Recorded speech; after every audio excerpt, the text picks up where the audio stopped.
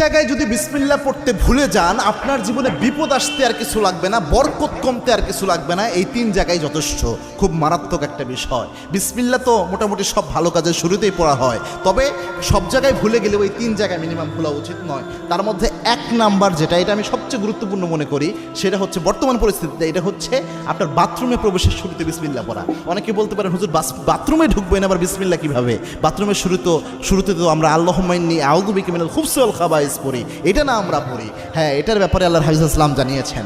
আল্লাহর হাবিব সাল্লাল্লাহু আলাইহি ওয়াসাল্লাম জানিয়েছেন, কোনো ব্যক্তি যদি বাথরুমে প্রবেশের সময় পড়ে আল্লাহুম্মা ইন্নী আউযু বিকা মিনাল খুবসি ওয়াল খাবাইস, এর ফজিলত হলো ওই ব্যক্তি বাথরুমে প্রবেশ করলে বাথরুমের মধ্যে যে দুষ্ট জিনগুলো থাকবে ওই ব্যক্তিকে দেখতে পাবে, কিন্তু কোনো ক্ষতি করতে পারবে না।